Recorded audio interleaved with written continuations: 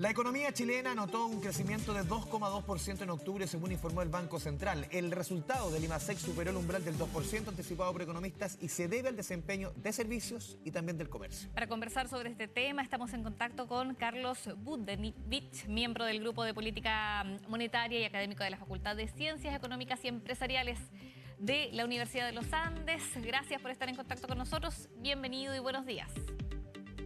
Buenos días, Valentina. Buenos días, Andrés. Muchas gracias por la invitación de estar con ustedes. Carlos, a ver, 2,2% el crecimiento de la economía en el 10º mes del año. Estaba sacando un poco los números de todo el 2025, casi un 2,4%, 2,5%. ¿En qué momento está nuestra economía? Para hacer una primera radiografía, una mirada un poco desde arriba, no solamente de octubre, del momento económico de nuestro país, Carlos. Yo diría que mirando un poco los indicadores macroeconómicos, empleo, IMASEC, también consumo de bienes durables, formación bruta de capital fijo, sobre todo lo que es maquinaria, yo creo que viene recuperándose un crecimiento, por supuesto, no el ideal, pero vemos mejores indicadores. La verdad es que estamos viendo gradualmente mejores indicadores y lo importante es que esto se vaya consolidando con sostenibilidad en el tiempo. Por lo tanto, yo diría que son de alguna manera brotes verdes. Uno puede discutir, siempre por ejemplo, los analistas esperaban que el crecimiento del IMASEC de este mes fuera 2,3, pero fue 2,2, es decir, en el margen, un poquito por debajo de lo esperado. Pero, bueno, no son mejores noticias, pero todavía nos falta. Lo ideal es que esta economía empiece a crecer idealmente 4%, para que sea realmente una economía que pueda generar más empleo, mejores condiciones laborales y, por supuesto, una perspectiva, digamos, socioeconómica para las familias chilenas cada vez mejor. Pero vamos en buen camino, diría yo, ¿no? En buen camino, y creo que se está consolidando una cifra de crecimiento que va a estar en torno al 2,4%. Tenemos que hacer más, tenemos que crecer más, pero bueno, vamos en ese camino y, por supuesto, lo que yo espero es que podamos consolidar hacia adelante una tasa de crecimiento. Este año ya está jugado 2,4%, pero hacia adelante ojalá acercándonos cada vez más a una cosa de 4%. Pero eso requiere ciertas políticas y eso, bueno, vamos a ver qué es lo que pasa, digamos, de aquí en más. Carlos, ¿cuáles son las razones de estos brotes verdes que nos estabas describiendo? ¿Qué ha llevado a la economía a tener este crecimiento que quizás no es el ideal, que como nos señalabas debería ser de un 4%, pero que sí genera cierta quizás tranquilidad o se ve bien por ahora pensando que tiene que ir mejor? Mira, hay varios elementos que ayudan a que la economía vaya recuperándose y vaya en un camino positivo. No es un 7 esto, no. Yo que soy profesor no le pondría un 7, digamos, por supuesto, pero va en un camino positivo.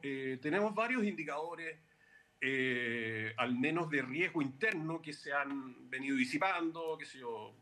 Un elemento, cayó la ENVI, digamos, por debajo de 100 puntos base de Chile, que es la prima por riesgo país.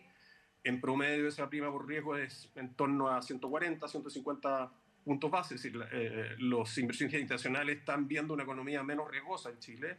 Por otro lado, también la incertidumbre política económica se ha venido despejando. Yo diría que en general se han venido despejando ciertas incertidumbres, digamos, que en el pasado tuvimos y experimentamos con fuerza, digamos, y eso se ha venido recuperando en forma relevante, gradualmente, por supuesto, y eso ayuda. Por otro lado, yo diría que tenemos en el último tiempo, y eso puede tener una consecuencia positiva también para nuestra economía, un precio del cobre más recientemente bastante alto, que también claro, los ciclos de la economía chilena ¿Carlos? Están muchas veces asociados con el precio del cobre, ciclos positivos con precio del cobre más positivo, precios del petróleo hoy día bastante acotados, digamos, incluso, digamos, cuando uno los compara con respecto a principios de año, algo más por debajo. Entonces tenemos elementos que van ayudando a consolidar una situación que yo veo que puede mejorar en el futuro.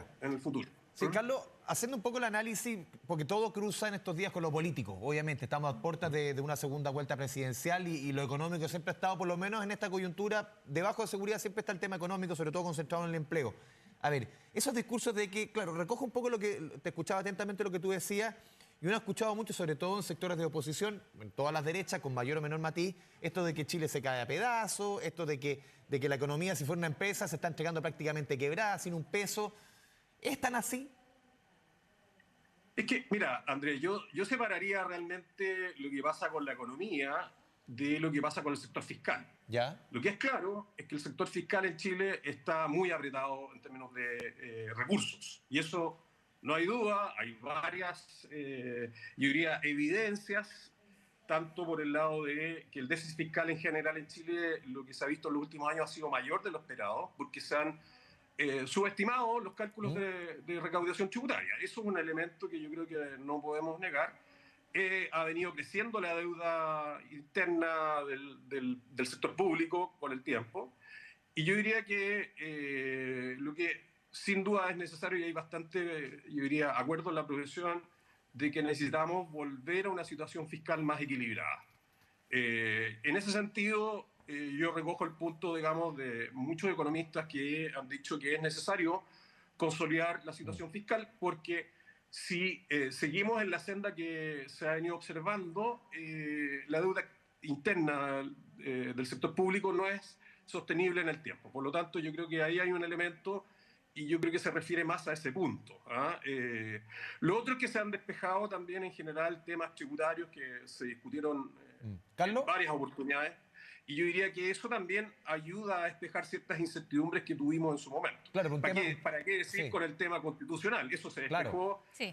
y yo creo que eso también ayuda a ir eliminando ciertas incertidumbres que son claves, la verdad, para que una economía pueda crecer y para que el sector empresarial, que es el que genera el empleo fundamentalmente, pueda desarrollar más inversiones y expandir la capacidad productiva y de puestos de trabajo en la economía chilena. Porque ese mismo punto que haces tú, por ejemplo, me tocó conversar el jueves pasado con el ministro de Hacienda, Nicolás Grau, y él decía, ojo, aquí si medimos cuánto ha crecido porcentualmente la deuda del Estado, la deuda del fisco, como porcentaje del PIB, en el gobierno del presidente Boric, ha tenido el menor crecimiento prácticamente en los últimos 15, 20 años. O sea, hacía analogía, por ejemplo, cuando teníamos una deuda el 2006, perdón, para la subprime tenía una deuda del 6, 7% como porcentaje del PIB. Hoy día es 44%. Es decir, esto es un tema más crónico que apuntaba el ministro, que algo que apuntarle solamente al último gobierno, y él defendía también la gestión del gobierno diciendo el crecimiento como porcentaje del PIB ha sido el menor porcentualmente por lo menos de los últimos 20 años.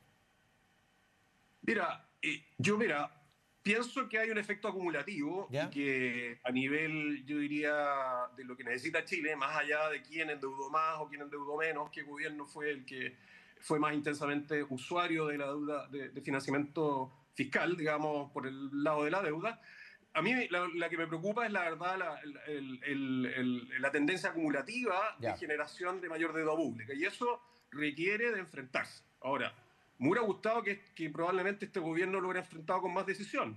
Y es probable, yo también mirando las cifras, yo le reconozco al ministro Grau que efectivamente mirando las cifras de la deuda pública, quizás en este periodo no fue el periodo que más aumentó en relación al PIB la deuda pública, pero el problema es acumulativo. Y cuando uno tiene un problema acumulativo, más allá de quién fue el que se endeudó más o menos, yo creo que un gobierno tiene que enfrentar ese tema. A mí me parece que es una buena señal, por ejemplo, que se haya incorporado esa meta de deuda pública que no puede exceder del 45% del PIB. Pero yo lo que digo es que se requieren acciones más efectivas, más concretas, para evitar caer en esa zona, porque sabemos cuando la deuda pública crece, lo que nos puede pasar es que nos exijan mayores tasas de interés por el endeudamiento y eso al final es muy negativo para una economía, digamos, que no tiene sostenibilidad en sus finanzas públicas y que eventualmente, finalmente, eso se traduce en mayores tasas de interés para financiarse en toda la economía, para financiar inversión, para financiar consumo, etcétera, etcétera. Eso tiene elementos bastante negativos. Yo diría que lo que tenemos que hacer, la verdad, es que Chile tiene que recuperar su disciplina fiscal, que se ha relajado, sin duda que se ha relajado. Yo no quiero entrar, digamos, si fue Mengano o Sutano, pero se ha relajado, en el último tiempo se ha relajado y viene un proceso acumulativo en que se ha relajado esa tendencia de ser más disciplinado fiscalmente. Carlos, ¿hay cualquier medida que se tenga que tomar en este sentido? Ya queda para un próximo gobierno, pensando que a la administración del presidente Gabriel Boric le quedan 3 meses. así es, así es. Yo creo que hubiera sido positivo una contribución también de este gobierno en ese ámbito, pero bueno, por supuesto queda muy poco tiempo de gobierno del presidente Boric y bueno, va a ser probablemente la próxima, es decir, la próxima administración va a tener que enfrentar este tema y es importante que lo Sí. enfrente y que volvamos a tener una situación de estabilización, al menos de la deuda pública y idealmente ir reduciéndola gradualmente. Mira, si uno mira las cifras, la verdad es que nosotros con el nivel de deuda pública que hemos acumulado volvimos a principios de los años 90. Sí, sí, es bastante increíble. Por supuesto que tuvimos una posición acreedora neta, se gastaron en ciertas circunstancias excepcionales, sí, y la teoría respalda ese hecho, pero pienso que podríamos haber sido más estrictos en la disciplina fiscal como país. Creo que es un activo país que tuvimos y que deberíamos recuperar de aquí en más. Sí, Carlos, quiero entrar en materia de empleo. Conocimos las cifras, la entregó el INE el viernes pasado. A ver, 8,4, llevamos 3 años sobre la cifra sobre el 8%, como uno siente. Y ahí, la primera parte de la pregunta, ¿ese desempleo estructural, base en nuestra economía, siente que se instaló en el 8%? Eso es una pregunta. Y lo otro, claro, uno empieza a ver mejores cifras. Claro, hace 4 o 5 entregas tuvimos una generación de empleo de 141 personas en los últimos 12 meses, que fue el que me marcó como el punto más bajo. Pero hemos visto lentamente que se ha ido recuperando, sobre todo en mujeres, sobre todo empleo formal. Esas dos preguntas, el tema del desempleo estructural y si es que las últimas cifras confirman que ya el mercado laboral ha comenzado a moverse un poco más. Mira, parto por lo segundo. Sin duda alguna, mirando las cifras, la tasa de desempleo está alta, pero las buenas noticias es que ha ido cayendo. Ya. Y eso tú tienes toda la razón. Tuvimos en su punto máximo en torno al 8,9% de desempleo y hoy día estamos en torno al 8,4. 8,4%. Y eso, bueno, son buenas noticias, por supuesto que es bueno. Lo segundo es que coyunturalmente también hemos recuperado algún grado de dinamismo en la creación de empleo. Han mejorado las tasas de crecimiento del empleo en relación a 12 meses atrás. Estamos hoy día con crecimientos del empleo en torno a 1,5%. Tampoco es un extraordinario resultado, pero son mejor, es mejor. Es mejor de lo que estábamos mirando. Y como tú bien decías, en un momento tuvimos prácticamente cero creación de empleo